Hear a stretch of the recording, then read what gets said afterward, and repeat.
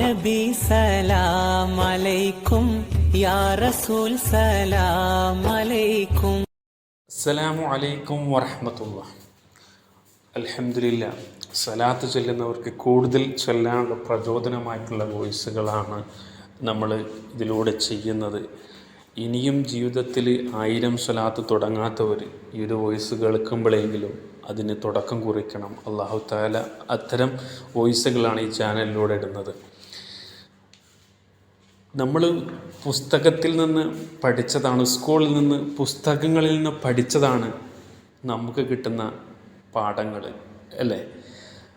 അതാണ് നമ്മൾ മനസ്സിലാക്കുന്നത്. പക്ഷേ ജീവിതത്തിലേക്ക് വരുമ്പോൾ നമ്മൾ പുസ്തകങ്ങളിൽ നിന്ന് പഠിച്ചതല്ല, അനുഭവങ്ങളിൽ നിന്ന് പഠിച്ചതാണ് നമ്മുടെ ജീവിതത്തിലെ നമുക്ക് പിന്നീടുണ്ടാവുന്ന അനുഭവങ്ങൾ. അപ്പോൾ ജീവിതത്തിൽ പഠനങ്ങൾ അനുഭവങ്ങളിലൂടെയാണ്, അതാണ് നമ്മൾ മനസ്സിലാക്കേണ്ടത്. അപ്പോൾ അൽഹംദുലില്ലാ, അപ്പോൾ അത്തരം അനുഭവങ്ങൾ ഉണ്ടാകുമ്പോഴാണ് നമുക്ക് സ്വലാത്തിലുള്ള കൂടുതൽ ചെല്ലാൻ നമുക്ക് കഴിയുന്നത്.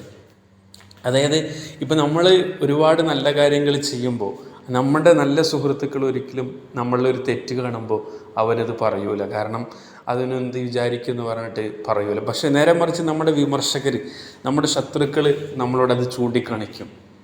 അപ്പോൾ അവരെ നമ്മൾ തെറ്റ് ചൂണ്ടിക്കാണിക്കുമ്പോൾ ആ തെറ്റ് തിരുത്തി നമ്മൾ പോകുമ്പോൾ നമ്മളൊരു വിജയത്തിലേക്ക് നമ്മൾ ജീവിതത്തിലെ ഒരു വിജയത്തിലേക്ക് എത്തുമ്പോൾ അതിൻ്റെ പിന്നിൽ നമ്മുടെ ശത്രുവായാലും അവർക്കൊരു പങ്കുണ്ട്.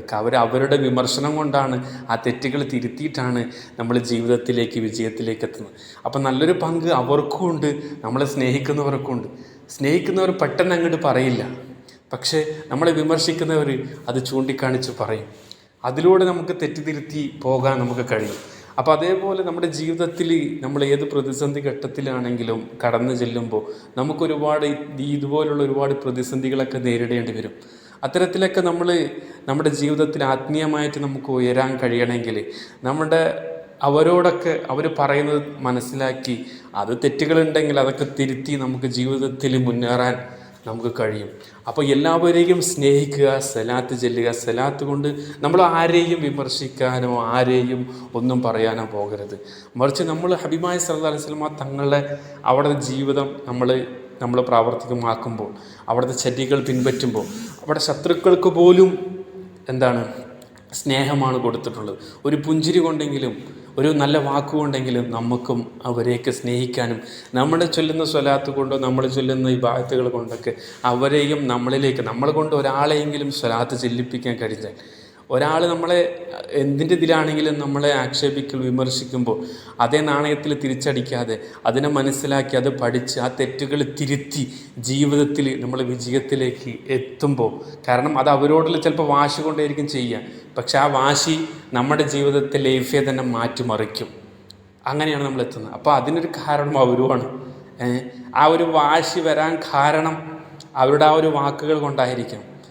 അപ്പോൾ ആ ഒരു രീതിയിൽ നമ്മൾ ജീവിതത്തെ മാറ്റുമ്പോൾ, നമ്മൾ ജീവിതത്തിൽ സ്വലാത്തിന് കൂടുതൽ എണ്ണത്തിൽ വർധനവ് നമ്മൾ ഉണ്ടാകുമ്പോൾ അൽഹംദുലില്ലാ, നമ്മൾ അത്ഭുതകരമായൊരു വിജയം നമുക്ക് ജീവിതത്തിൽ നമ്മൾ പ്രതീക്ഷിക്കാത്ത പല നേട്ടങ്ങളും നമുക്ക് കൈവരിക്കാൻ നമുക്ക് കഴിയും.